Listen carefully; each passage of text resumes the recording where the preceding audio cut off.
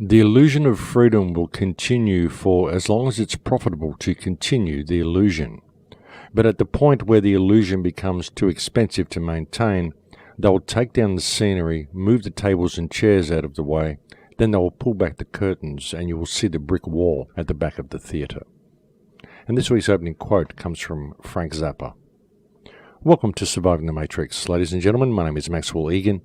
It's a pleasure to be with you once again, and I'll be your host for the next hour. What is this reality? What exactly is it? What is this physical matrix that we inhabit? There's been all sorts of speculation as to what it is, this construct, where we live, what the meaning of life is, what consciousness is all about. And really, what do we know about reality at all? You know, I've often speculated that it's an energetic universe, an electrical universe. I strongly support that theory. I think it makes far more sense than most other theories that I've looked at. But really, what does all that come down to as well? What would it mean to live in an energetic universe, and what is energy? It's also very interesting looking at the concept of the electrical energetic universe and understanding how the 5G system that they are rolling out also fits into this. You know, understanding that you're an energy being, you're an electrical being. Everything you experience is controlled by electrical impulse. Every feeling, every emotion, every thought, all of it is electrical energy running through your body. And you think of the concept of this being an electrical universe, and the concept that energy is the base foundation of everything, then you start to see the dangers of what's being rolled out. But really, there's a deeper way of looking at this as well. And I may go off on a few tangents at the start of the show here, but just bear with me. I'm leading somewhere with all this. Well, I think I am anyway. But the concept, folks, that it's an energetic universe is an extremely interesting concept. And it's a concept that stands as being a much sounder idea than virtually any other concept that we can look at when one really examines the nature of physicality. It all seems to be based on the fact that we live in an energetic electrical universe.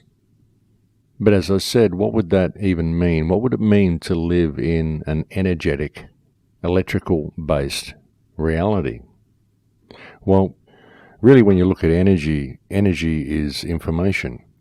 People may say, well, no, information is energy.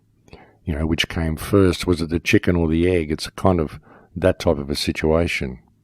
But really, what we know about reality, what we know about this place we inhabit, even what we know about ourselves, is given to us by external sources. People may say, well, what we know about ourselves comes from our DNA, but what is DNA? DNA may well be a strand of energy, but what does the DNA contain? It contains information. So does the energy contain that information, or does the information contain the energy? But ultimately, that's all we know about ourselves comes from the information that we look at. And the same can be said for external sources about the external world, the matrix that we live in. Everything we know is all based on the information that we get, the information that we have, the information that comes to us through our five senses, and the information that we are given by external sources. But have you ever got the feeling that everything is fake, that it's just one big puppet show, one big theatre show, and that everything we're being fed is misinformation?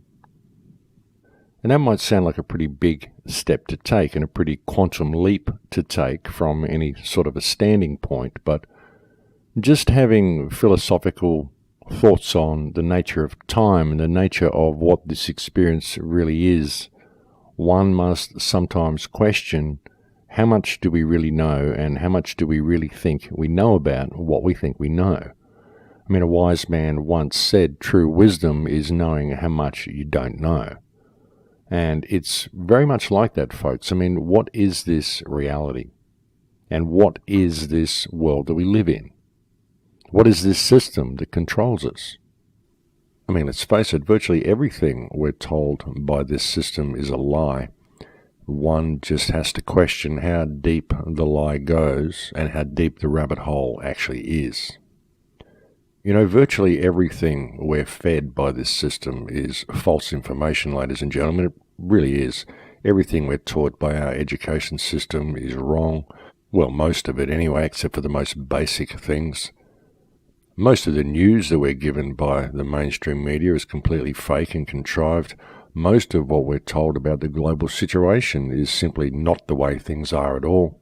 A great deal of the science we are presented is based on conjecture and outright fallacy. A lot of the history that we're fed has been manufactured and constructed. Almost every explanation we're given for reality, what this reality is, what this earth is, what our position in the universe is based on speculation and conjecture. And you get to a point where you realize that nobody really knows much about what's going on at all. In fact, all we really have is a whole bunch of opinions, and it's whose ever opinion gets to the top of the pile and gets supported by the most somehow seems to become fact for everybody else. And at that point, all questions are squashed, and we move forward with our new understanding. It's like these things somehow, once they become a belief system, they obtain an almost religious type of perspective in people's minds. This can be clearly seen with science, which has almost religious overtones with people, as does the education system, as does the money system, as does a belief in vaccinations. And even though things such as fitness and health are very good for you, an extreme fixation on fitness or veganism or maintaining a paleo diet or a rigorous health regime, worrying about what food you eat to the point that it's ruining your life in other ways. All of these things take on almost religious aspects in people's minds once they become belief systems. This has also been very clearly demonstrated with the recent rise of the flat earth, which has taken on religious overtones as well. And the same can be said for the other side with those who believe in NASA and the rubbish that they feed the people. This again takes on an almost religious control over people's minds. But science is really quite amazing when you look at the contradictory nature of science itself in its basic structure. Although it's really got to be admitted that science does take these belief systems to a whole new level with Newtonian physics, which is based on speculation and conjecture. I mean, we're told by physics that everything is made of atoms, and yet science cannot explain to us what an atom actually is. And yet nobody questions that. They just take it as a given that what science is telling them is true and that physics works. And yet they somehow accept the fact that the basic foundation stone of physics is as yet completely unknown and completely unexplained. So it really is quite remarkable how we are just expected to blindly believe everything. We're just given an explanation and we're told that's the way it is, and people just don't question it. Or if they do question it, they get accused of being a conspiracy theorist or whatever. And it's the same in all fields, folks. It doesn't matter whether you're talking about science or religion or politics or the media. We're just expected to blindly believe what we're told. But when you look at things, folks, and you get out and travel and you look at the world a little bit and you meet people, you realize that virtually everything that we're told is fake. I mean, certainly everything that the media tells us is fake. This entire global conflict, the whole war of terror, this is all completely fake. And when I say it's fake, I'm not saying that there aren't countries being bombed. It's just that they're being bombed under false pretenses for the wrong reasons. We've got the West and Israel and its allies going into these places and just bombing them to oblivion and telling the West that it's to protect the world from terrorism, but it's really not. It's all creating terrorism. Everything is backwards, folks. That's the problem, and nothing that we're told is true. This goes a long way to helping people misjudge the Israeli-Palestinian conflict as well. I mean, people look at that and they say, oh, there is no conflict, it's all theatre and it's just contrived to get funding for Israel. And that's true to a certain degree. I mean, Hamas is run by Israel, Fatah is run by Israel, the whole thing is being run by Israel, but there are Palestinians that are locked in Palestine and locked in Gaza that are suffering as a result of this. There is no real war of Palestine against Israel. Of course there isn't, because you need two armies to have a war, and Palestine doesn't have an army. What you've got is a whole bunch of oppressed people locked in an open-air prison or an open-air concentration camp being used as a mechanism to garner support for the rogue state of Israel. That's what's going on there. It's not what you think it is, but there are people suffering as a result. The same as what's happening in Syria. It's not what you think it is, but there are people suffering as a result, and the same as what's going on in Yemen. There is no big uprising and war against Saudi Arabia coming from Yemen. It's simply Saudi Arabia going in there and decimating a lot of people to gain control of the country under false pretenses. But certainly everything that we're told is theatre, folks, and virtually all of it is fake. I mean, sometimes you think there might be someone come into some sort of a position that may change things. A lot of people hope Donald Trump would do this. I mean, here he comes, this guy who's a billionaire from outside the system, or so it seems.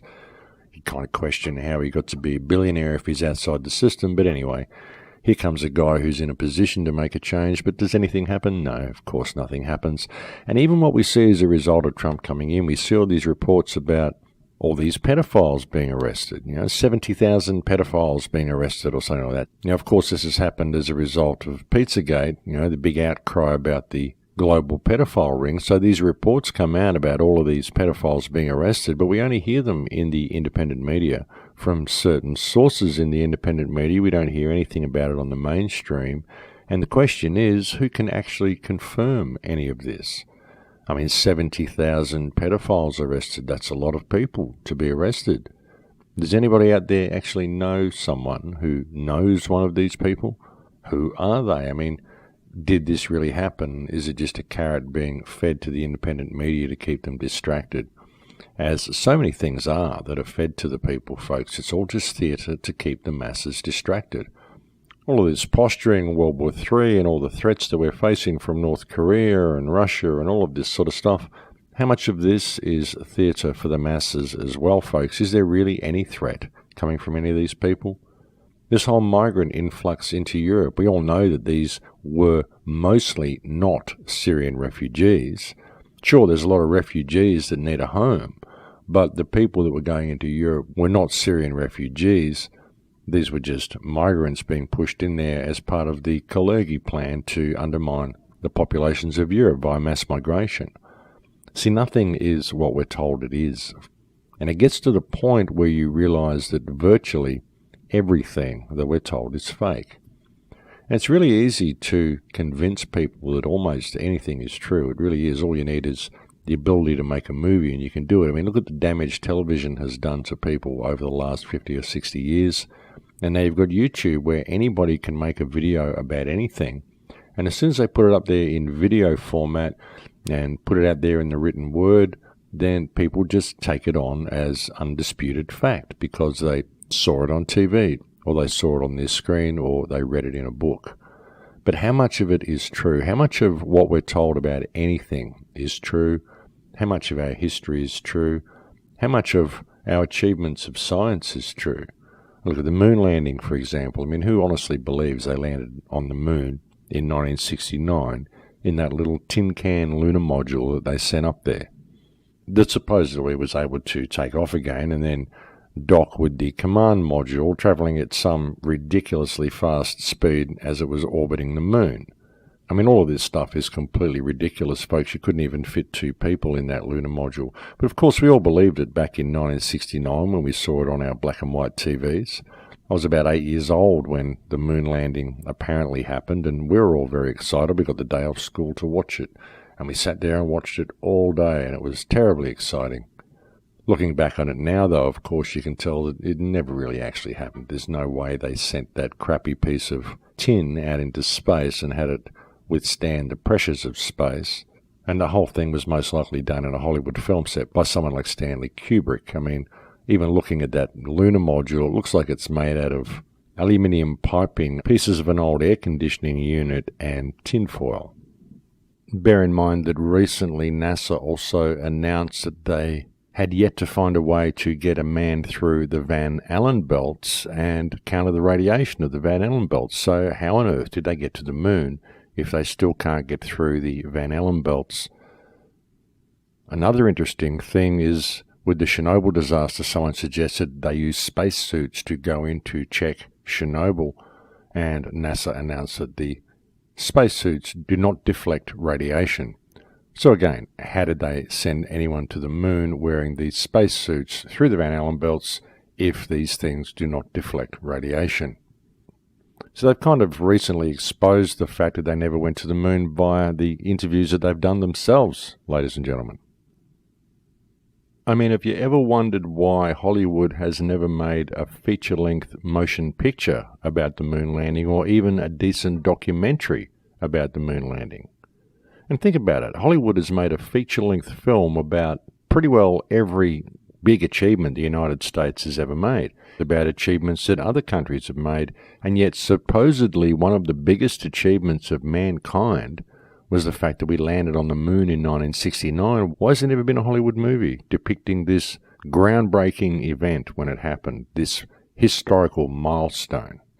I would suggest that there hasn't been a Hollywood movie made about this event because were they to make a Hollywood movie, they would make it look more realistic than the actual moon footage that they got, and it would go a long way to proving how they actually faked the moon landing. And yet for many people, even the moon landing has a somewhat religious overtone to it. Many people will defend the moon landing to the bitter end because it's something that they've based their entire belief system and their entire belief on the American system on, is the fact that we were able to do this first. And really, it's just another belief system, and really when you investigate it, you find that there's very little to back it up. It's simply what you've been told. And this is true in so many aspects of our lives. Like I said, with vaccination, with health, with so much of our science, which is designed to keep people bamboozled and confused and give them complete misconception of reality. It's the same with what the media tells us, the political situation, the war of terror, the Palestinian-Israeli conflict, the conflict against North Korea, Russia, everything that we're told. Most of it is completely and utterly false, and most of it is designed to keep people in a state of fear and a state of dependence upon a system which really does not support the people at all. You might say, well, the system does support us. Sure, it provides food for us in the supermarkets and gives us transport and all that sort of stuff, but it really doesn't support us being human beings. And that's really what this life is about. Well, that's what it should be about anyway.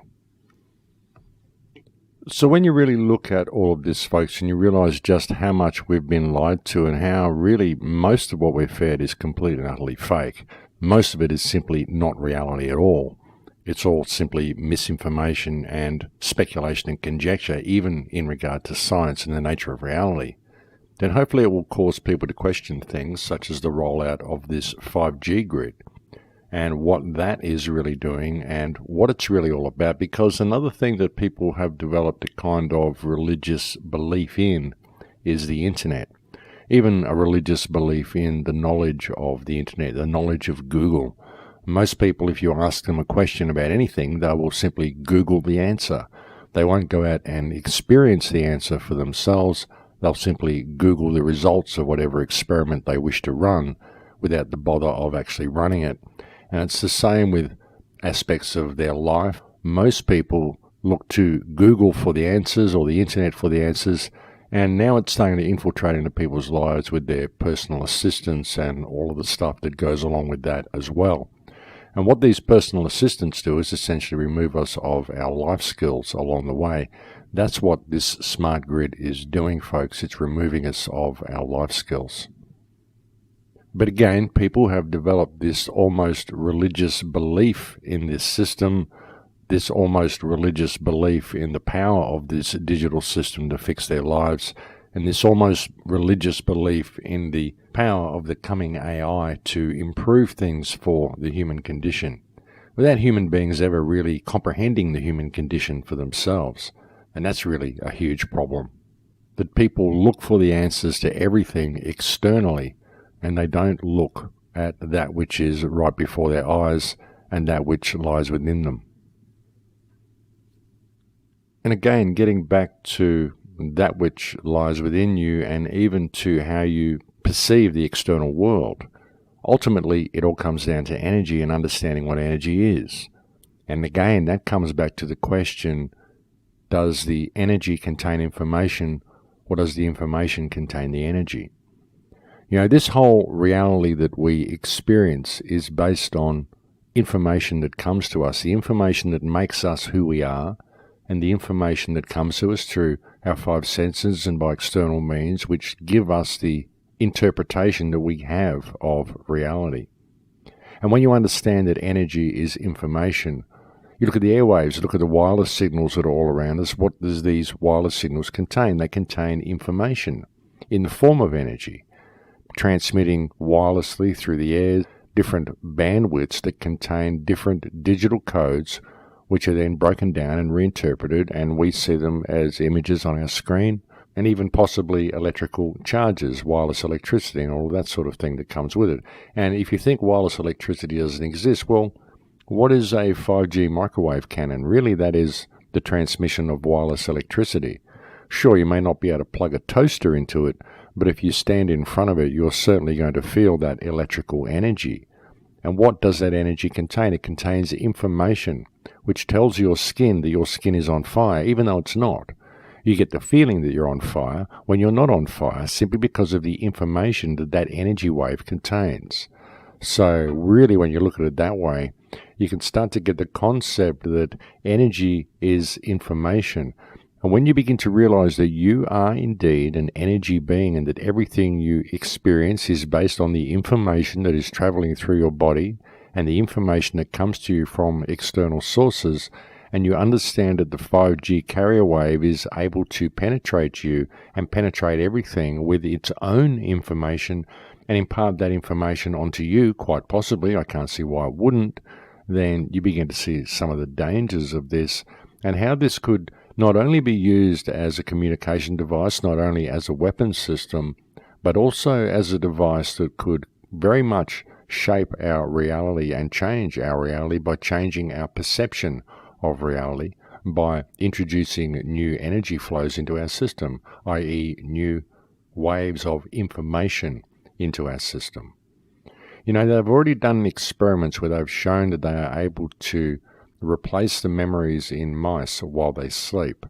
They've already mentioned that they can do this with people as well. There was a science report that came out recently where they said replacing someone's memories may be as easy as them falling asleep. This was in a mainstream science report that I read on some news site not too long ago. So this is all coming out into the mainstream now, folks. So it's all about controlling information, because by controlling information, you control the human species. Controlling information controls what people perceive reality to be, what people perceive themselves to be. And by controlling the flow of energy through people's bodies, i.e. the flow of information through people's bodies, and exposing them to information that they may not be getting from normal sources, simply stuff that you can implant in there, you are able to completely reshape reality, and you're able to do it on a mass scale. If you can do the science studies and do the genetic studies and map the human DNA and all the things that they've been doing in order to gain a real understanding of the vast majority of people out there and figure out what a common denominator is whereby you can reach all of these people with the same carrier wave, then it's very likely that you could replace the memories in a vast majority of the population all at one time, if not the entire population. And if you are able to replace the memories in a vast majority of the population, even 90% of the population, then those 10% that still remember the world the way it was would be seen as mad. They would be seen as completely crazy. They would have memories that nobody else has, and they would be seen as outcasts. They would be seen as probably dangerous people that need to be locked up. That's the way our society is going. There's so much paranoia in our society as well. And again, this is brought about through controlling the flow of information. All of this fake war on terror and all the stuff that they're doing overseas, all the stuff that's designed to keep people in fear, to keep people in the state where they think they need the 5G grid just for their own personal protection. Of course, you needed to keep thieves away from your bank account and all of that sort of stuff, don't you? But the thieves only go to your bank account anyway because they're kept in a state of scarcity by this system. That's what the system is designed to do, to create a situation where cities are full of rampant crime because everyone's kept in a state of scarcity and measuring themselves up to fictitious social standards so that they think they're not as successful as they should be. Everything about this society is designed to create the entire situation that we're in, folks. All you've got to do is introduce a money system over the mind of man, a usurious-based monetary system, and this is what you get. But when you really look at it, you step back, you see it's all about controlling the flow of information. Even the usurious monetary system is about controlling the flow of information. All of it is about controlling the flow of information because information is energy, and energy is what makes up this reality. So when you can grasp these types of concepts, you can begin to step back and look at this whole 5G grid and this whole smart grid that they're bringing online and see that it's about the complete blanket control of all information that happens within the human experience. You know, once they get you immersed into this digital world and your digital extension is really what integrates and interacts with the rest of the world, then they've got control of all the information that comes to you, all the information that flows through you, all the information that you're involved in by looking at all the money and watching where all that goes, everything you're spending things on. What they're doing, folks, is removing you of any interaction with the real world and only allowing your digital extension of yourself to interact with the world. You know, if you want to interact with someone in a shop, you can't actually go and hand them money yourself. You've got to do it through the digital extension of yourself through the credit card. And they'd really like to get to a point where you just don't go to the shop at all. You just get it delivered to your home. Or if you do go to the shop, there's no shopkeeper. That way you can just walk in, pick up what you need, and walk out.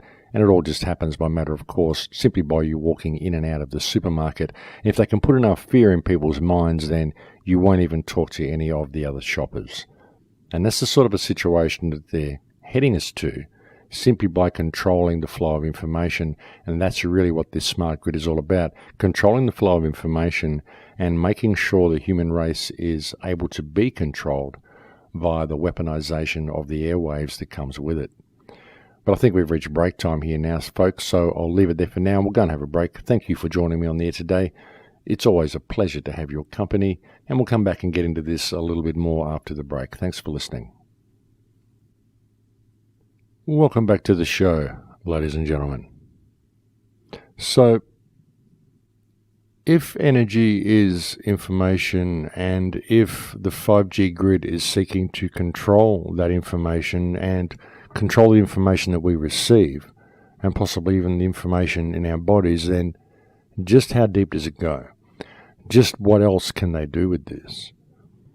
You know, recently I've been examining the concepts of time. Time is a very, very strange thing. It's something that's always fascinated me. What is time? Can things be repeated? Is time cyclic? Can what I do now affect what I did before? You know, our actions now can affect what happens in the future, but can our future actions affect what happens in the past? You know, as I sit here drinking a cup of tea, I can look at it and say, well, when I made the cup of tea 10 minutes ago, did I do so because I wanted to drink it now? Was that the intention that caused me to make the cup of tea? Or is it the act of drinking the cup of tea now which caused me to make the cup of tea back then, 10 minutes ago? Does my act of drinking the cup of tea affect what I did 10 minutes ago?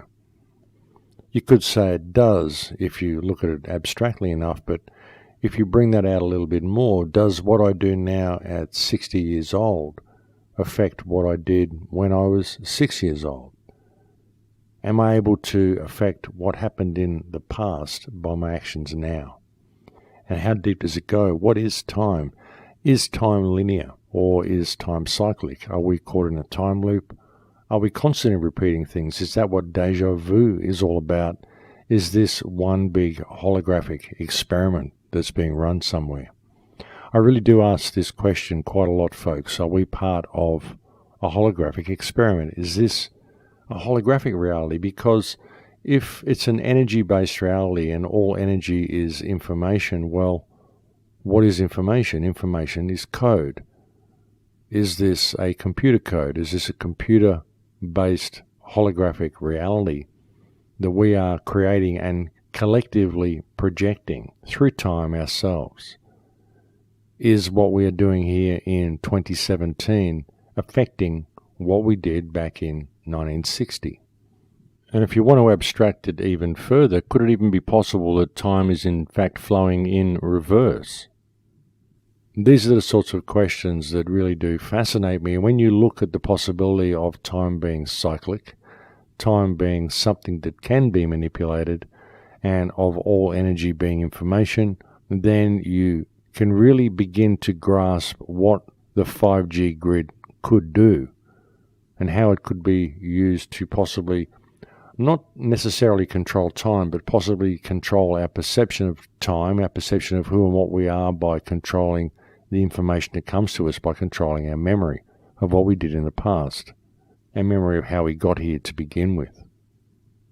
And look, I know these are really out there sort of concepts, and I'm just philosophizing here, just sort of throwing random thoughts around, and none of this is to be taken as fact, and none of it should be seen to negate the seriousness of the 5G grid that's being rolled out, but I just can't help but ask these questions. You know, I look at the technology that they've got and some of the experiments that they've been engaging in for the last 40 or 50 years, and I really have to ask how much they really know and where they're taking all this, you know, because one thing I'm certain of is how much we don't know out here in the general public.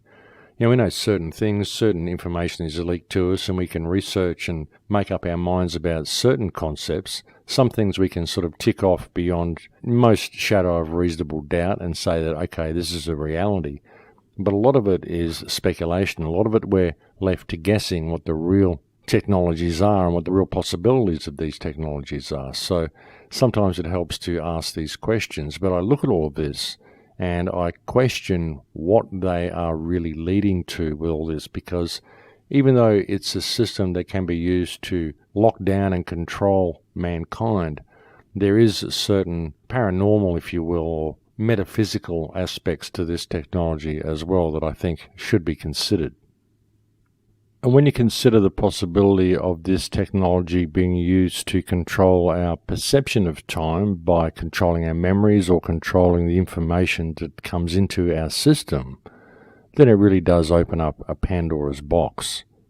Because as I said, they've already shown that they can replace the memories in mice, and they've already commented how easy it is to replace the memories in people. So is this a method they can use to manipulate time? Or they could perhaps simply be working on a means to control and manipulate time itself. Perhaps this is what CERN is really all about. I mean, I really don't think it's just about smashing particles together. I really don't. I mean, I think that they know far more than what they're telling us about particles. Interesting thing about particles, they just invent particles to explain everything.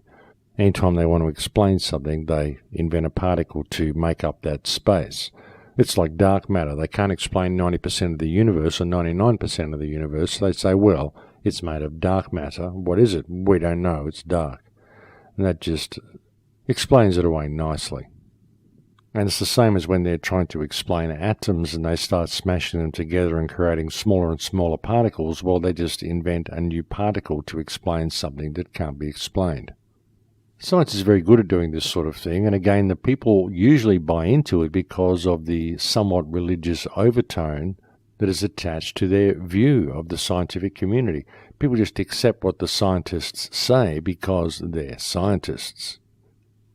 But again, you could look at CERN, you could look at the 5G grid and the possibilities of, once the grid is in place, or being able to put out a single carrier wave from a position such as CERN, which would go out and affect everybody within the reach of the 5G grid.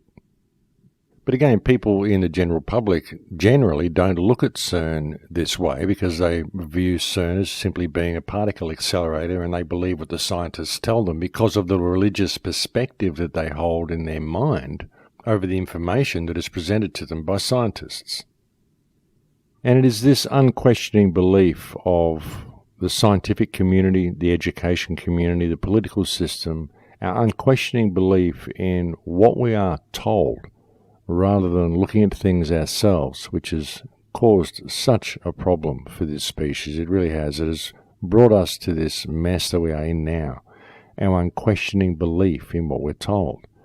Even with this whole 5G grid, it's our unquestioning belief in this technology which is allowing it to happen. And it really is a huge problem, ladies and gentlemen. The whole 5G electromagnetic system that is being rolled out is a hugely serious issue. And it's something that not many people are looking at, not many people are addressing, and those people that are looking at it simply don't have a means of addressing it, and it is something that is very, very difficult for us to combat because it is something that is just rolling out. And this is like I've been saying to people recently as well, how do we combat this system? Because there's no point attempting to vote anybody in, there's no point attempting to petition our politicians, there's no point even attempting to appeal to their better judgment, because there's so much money involved in rolling this system out. That is the carrot, that is the bait for everybody to do it. But the damage that it's going to do to us is absolutely phenomenal. The towns that they've had the 5G network put in now have shown huge radiation spikes in all of these towns. There was a very interesting report that was put out by someone a few days ago which showed this. Many towns in the United States where the 5G grid has come online have already shown huge problems, and it's just going to get worse as it goes online more and more, not only around the country but around the world. And really, folks, the only way we can combat this is to stop using the technology ourselves. I got quite a bit of criticism when I suggested that last week that people need to stop using the tech. They said, well, here's a guy using the technology himself to tell us to stop using the technology. And folks, what I'm talking about is mobile phones. What I'm talking about is the smart grid. What I'm talking about is credit cards. You know, if people were to simply stop using their credit cards and stop using their smartphones, this whole smart grid couldn't come online. They can do what they want to bring in smart cars and bring in all the other smart devices that they want to bring in, but if the cash is not digital, then they cannot control you. They cannot bring any of it online if the cash is not digital, because this whole system is economically based. Even if they want to manipulate you with all this electromagnetic radiation, you have to buy the devices. You have to buy into the grid yourself. Ultimately, that's the only way it can work, is if people just go along with it. And you might say, well, they're going to roll it out anyway, and, well, maybe they will roll it out. But what if nobody uses it? What if they just roll out all of these cashless supermarkets and nobody shops at them? What if they replace the ticketing on public transport and nobody uses it anymore because they can't use cash? And you shouldn't be doing it simply because it's more convenient to go and wave your card, because when you're living in this digitally controlled slavery system, trust me, it's not going to be very convenient for you at all. It's not going to be very convenient to have all of your wealth and all of your worldly value determined by an economic model and determined by digital credits, not even real wealth, but digital credits that exist in cyberspace that can be turned out with any blackout or any power grid failure. Or that can simply be turned off because someone doesn't like you.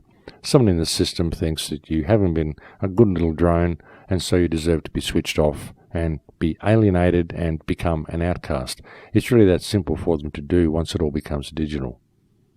And not only that, folks, it's the weaponization of it, and it's the way it can be used to control almost every aspect of our lives, not only through the weaponization, not only through the spying and surveillance system that goes with it, but also through the very real possibility of putting information into your body and into your mind and into your head from an external source. And that is a real problem. It's a real issue, and it's something that people aren't looking at. And they're developing this on all sorts of levels, folks. I think I mentioned a couple of weeks ago they're working on smart contact lenses, which will put a medication into the eye of the patient. They're working on these to deliver a time dose of insulin for people, but you can ask what else can they put in there. Basically what it is a smart contact lens which can deliver medication of any description into someone via the eyeballs, and you just got to ask, well, how would this be activated? Of course, it would be possible to activate these types of things via the smart 5G grid as well. So the very real possibilities for control on virtually every single aspect of the human experience is very, very open with this new so-called communication grid that they're rolling out. It's not just about communications at all, folks. It's about absolute control. That's what the smart grid is. And when you tie it all together with the GMO situation, the genetic manipulation that's been going on of the human body for such a long time, all the stuff that I covered back in my 2012 film Transformation, where I talked about the GM food, I talked about the nanotechnology that's in the chemtrails, the nanotechnology we're finding in food now as well. You look at all of this, folks, all of this is electromagnetically controlled. So you look at the possibilities, the endless possibilities of what can be achieved by rolling out this smart grid, and you can really see that humanity is on the cusp of huge, huge changes. We're about to be led into a very, very uncomfortable situation, and it's something that's being rolled out under the carpet while people are looking. As I said a couple of shows ago, this is why we're seeing so much chaos in the world right now. They're doing everything they can to keep people distracted and to play sides off against each other, just to keep people from looking at what is being rolled out underneath the carpet. This is why I don't think any of the world leaders are on our side, ladies and gentlemen. I really don't. I look at Putin, who appears to be doing something good on the surface. Even the government of Iran appears to be making some sort of a competent stand on the surface, as disagreeable as all governments are. But really, all of these governments are players. They're all playing the same game. It's all theatre for the masses, folks. They keep us in fear of World War III being about to erupt, and in fear of all these terrorists about to come to our shores, and in fear of Ebola, and in fear of the latest flu virus, in fear of whatever they can think of, North Korea, you name it. And all the while, this technology is being rolled out. And it doesn't matter which world leaders you replace. You could replace all of them today, and this technology would still be rolling out. That is the issue, and that is what people aren't looking at. And it's through their passive acceptance of this technology in the name of convenience, which is the smart grid itself. You know, I've been trying to warn people about this for the last few weeks, and I think it's very, very important that people look and see where all this is leading. And people have to realize that the only way that we're going to be able to combat it is if they get involved themselves by opting out of this technology, opting out of their credit cards, opting out of their smartphones. And that's going to be one of the hardest things people ever have to do, is put down their smartphones. But they need to realize that if they don't, well, it's just going to lead them to a very dark place. And if you don't want to put down your smartphone now, well, think how bad it's going to be in 5 or 10 years when you simply don't have a smartphone because you're locked out of the grid. And that will happen simply because you didn't pay attention now and nipped this smart grid in the bud before it came online. You know, there's nothing wrong with technology, folks, and there's nothing wrong with using technology and wanting to have technology. It could be a huge boon to our lives. But when the technology is leading us to the place that it is currently leading us, then we need to change the direction this technology is going in order to continue to have this technology serving us, rather than allowing ourselves to become enslaved to the technology itself. Because that's where we're going, and it's happening because people are simply taking too many things for granted.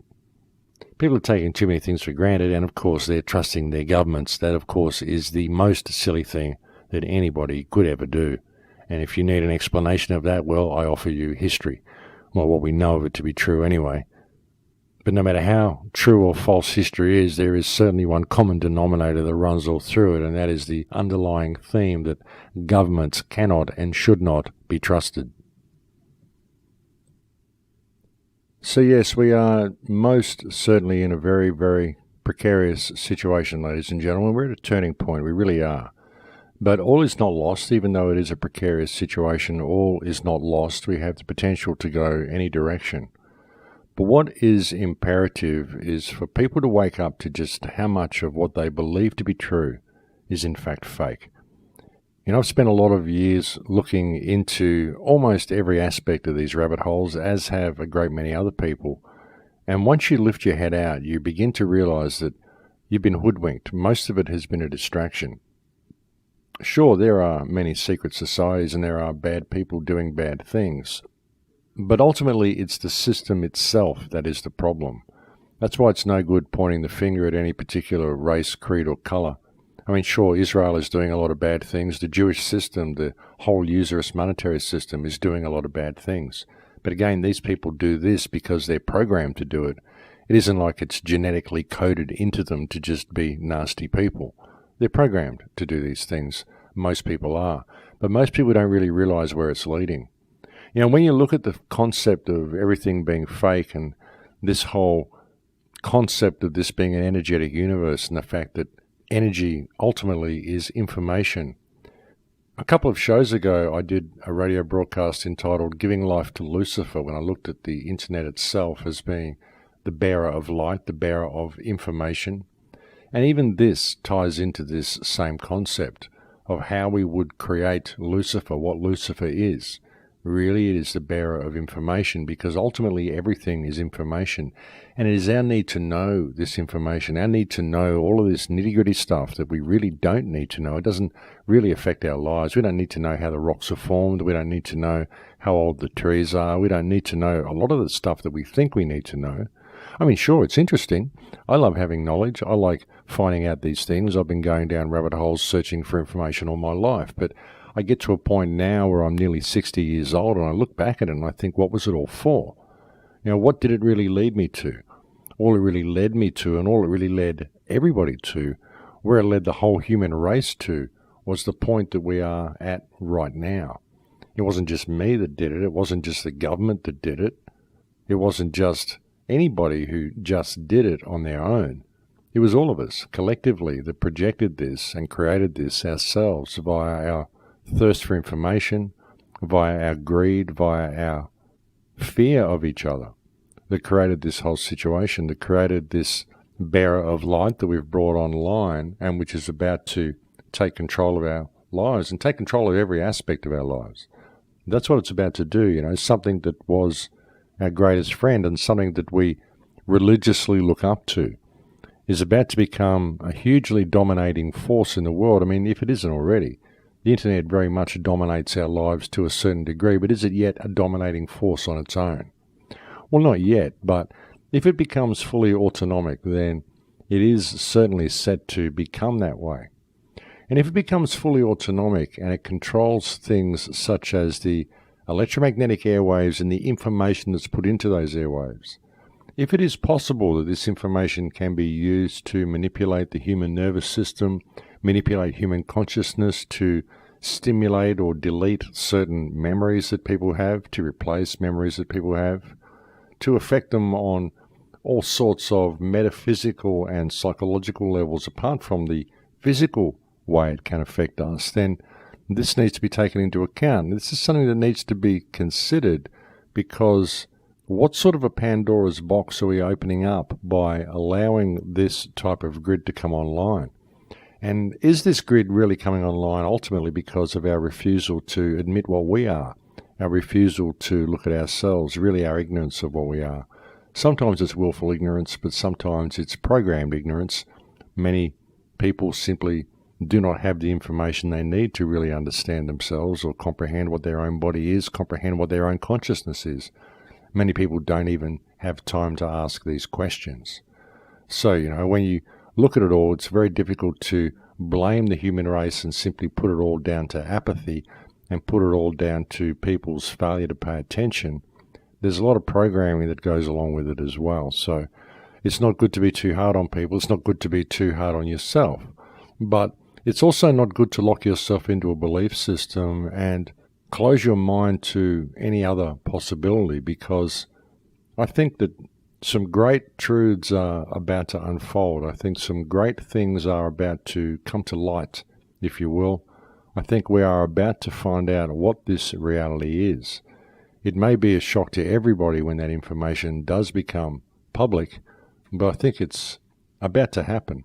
How soon is it about to happen? Well, that's another question, but I think within the next couple of decades at least, we are going to be in for a real roller coaster ride. In fact, I think we're going to be in for a real roller coaster ride over the next 5 to 10 years. I think we're going to see vast changes in what we perceive reality to be, what we perceive our social position to be anyway. I think the world is about to change very dramatically on the surface, but I think underlying that are going to be all sorts of energetic changes as well.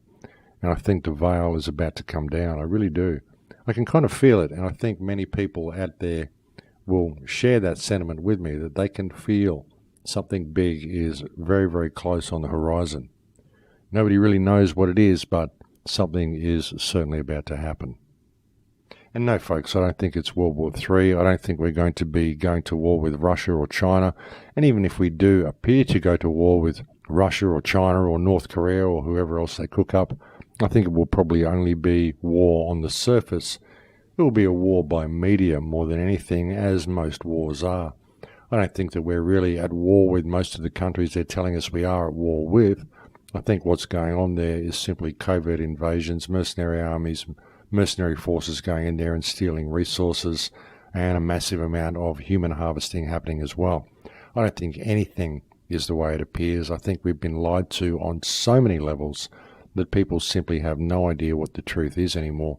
That's why it's so pointless arguing belief systems with people until we've established freedom, because there's so much wrong with the world that the information that anybody's got to go on is tainted regardless of what they're researching. It really is. Everything has been tainted, everything has been controlled, everything has been manipulated.